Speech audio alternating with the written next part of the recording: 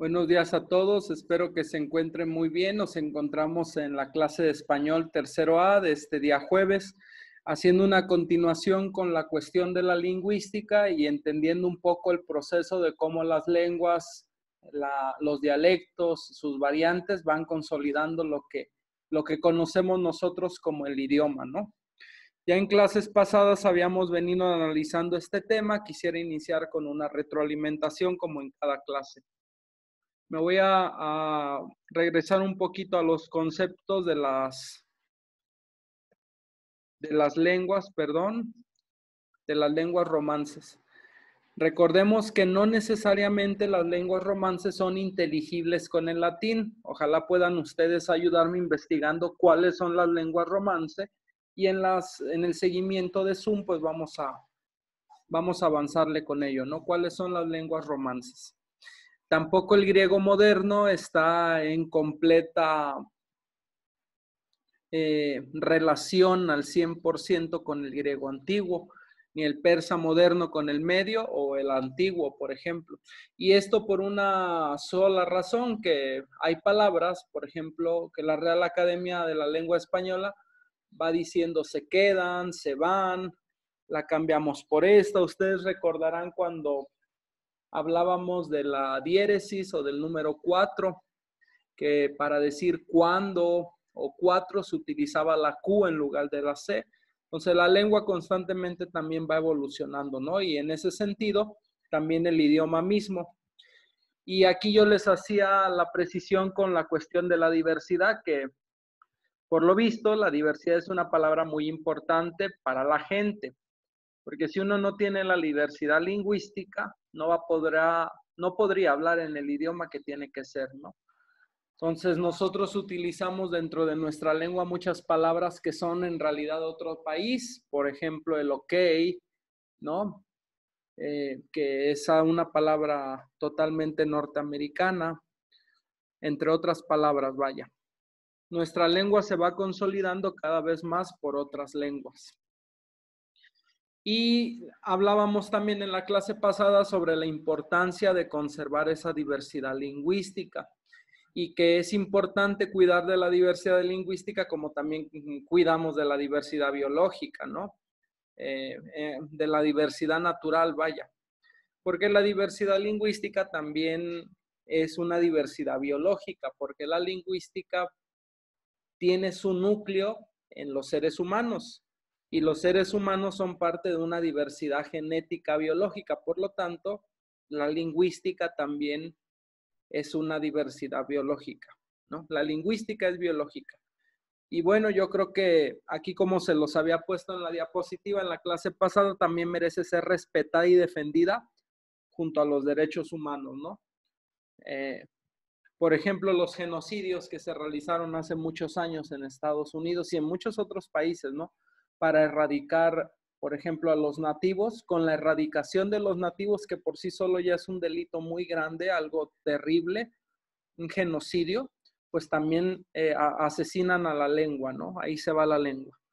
Las lenguas no debemos de concebirlas solamente como herramientas de comunicación, sino un conjunto de conocimientos transmitidos durante muchos años. Yo les decía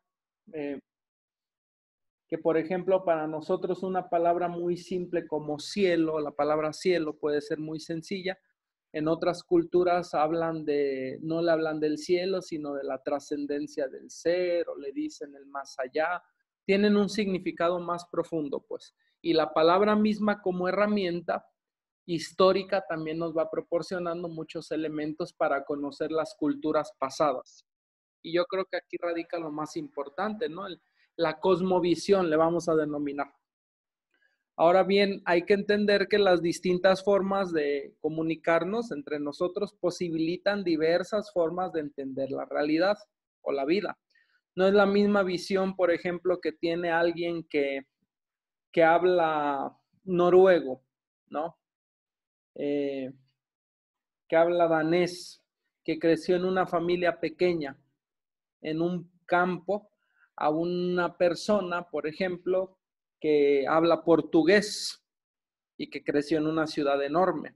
Su cosmovisión es totalmente diferente, tomando en cuenta su realidad tomando en cuenta su palabra, tomando en cuenta su contexto, pero también tomando en cuenta su cultura, su religión, sus costumbres, etcétera. Por ejemplo, hay distintos métodos de hacer las cuentas, ¿no? Diversas formas de expresar el espacio, diferente organización de los meses, ahí tenemos a los chinos, ¿no? Diferente organización de las semanas también, que se le da un nombre de un animal a cada semana o a cada mes en algunas culturas, pero también nos otorgan conocimientos muy precisos. Por ejemplo, hay lenguas en las que los meses tienen el nombre de una fruta que hay que recoger, ¿no? Y así a la gente no se le pasaba, por ejemplo, que se cosechara la manzana en febrero. Hay algunas culturas que el mes de febrero para nosotros no se llama febrero, para ellos se llama manzana, porque es una forma de recordar que durante toda esa época hay que cosechar la manzana. Es un ejemplo, pero que es real. Ahora chequen lo siguiente. México, y aquí estamos teniendo la continuidad de la clase, ya terminamos la retroalimentación. México es uno de los países con mayor diversidad lingüística en el mundo. Recuerden que se hablan de 6 a 7 mil lenguas en todo el mundo. Ya en las clases pasadas yo les fui explicando qué países son los, o qué continentes más bien son los que poseen la mayor cantidad de lenguas, ¿no? Bueno, ¿cómo pudiéramos denominar nosotros a México? A México lo podemos denominar multilingüe, es decir, que se hablan múltiples lenguas, ¿no? Y tan solo en México, en nuestro país, se hablan 68 lenguas indígenas. Gracias a que se hablan 68 lenguas indígenas, México es considerado a nivel mundial como una nación con mayor diversidad lingüística en el mundo. Eso hay que tomarlo en cuenta. No la mayor, pero sí una de las que más tienen. Se hizo en el año 2015 una encuesta intercensal, así se llamó, del Instituto Nacional de Estadística y Geografía. Ustedes lo conocerán más como INEGI, ¿de acuerdo? Y este arrojó el siguiente dato, que más de 25 millones de personas en México, 25 millones de personas en México se reconocen como indígenas, es decir, nativos. Pero chequen este dato que es muy triste. De esos 25 millones de indígenas, solamente 7.4 millones, 7 millones y medio, por ejemplo, habla alguna lengua indígena. Es decir, que de los 25 millones, solamente 7 millones y medio. Es decir, que 17 millones y fracción no hablan una lengua indígena. Son indígenas porque nacieron en el seno de una cultura indígena, de una comunidad indígena, pero ya no aprendieron la lengua, ¿de acuerdo? Sus raíces son indígenas, pero ya no aprendieron la lengua. Entonces, de esos 25 millones que son indígenas en nuestro país, solamente 7 millones y medio aproximadamente hablan una lengua.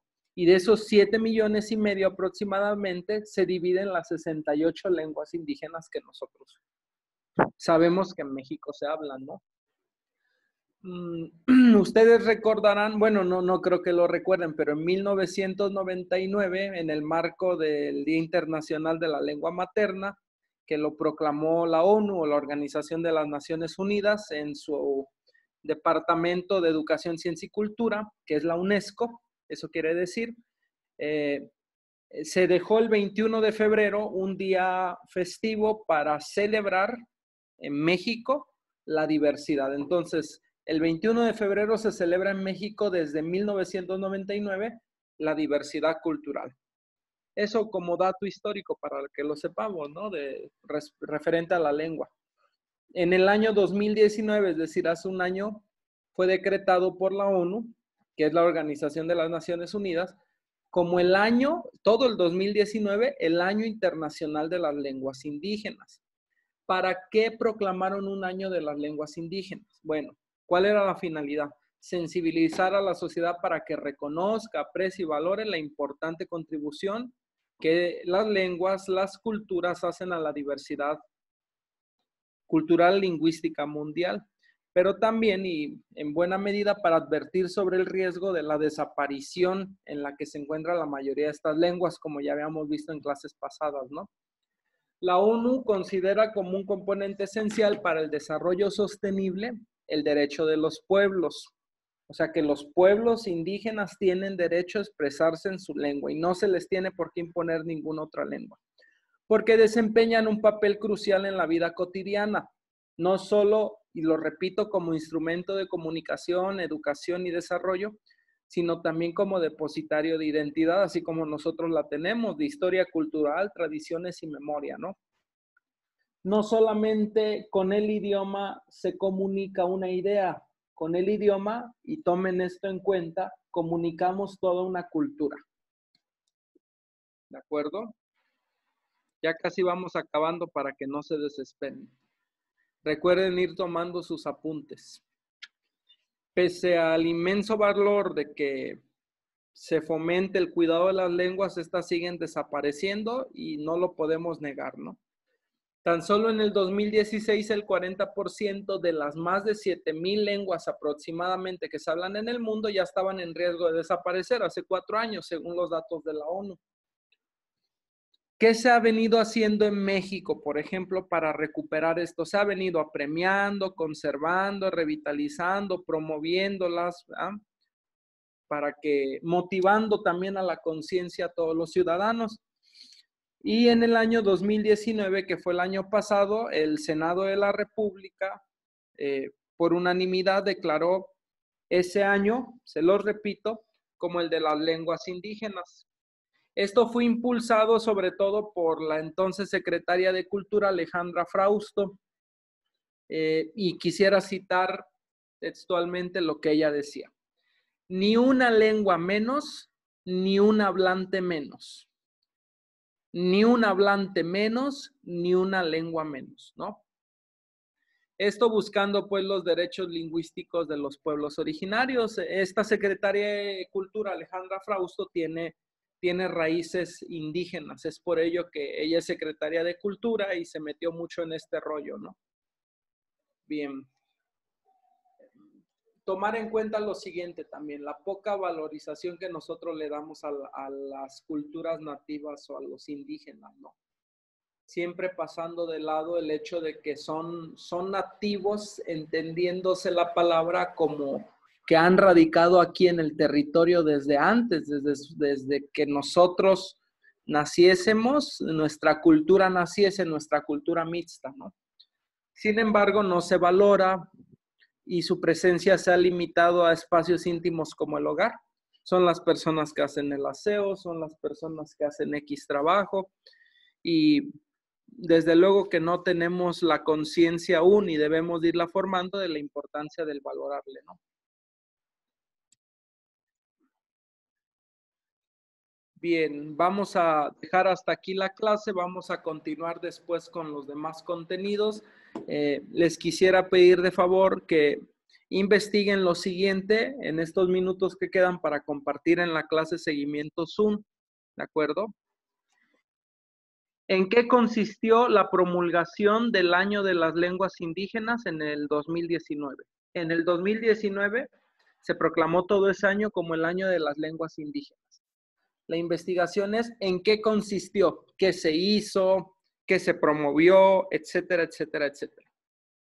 2019, Año de las Lenguas Indígenas, ¿en qué consistió? Que tengan un buen día, que Dios los bendiga y nos vemos en el seguimiento de Zoom. Que estén bien.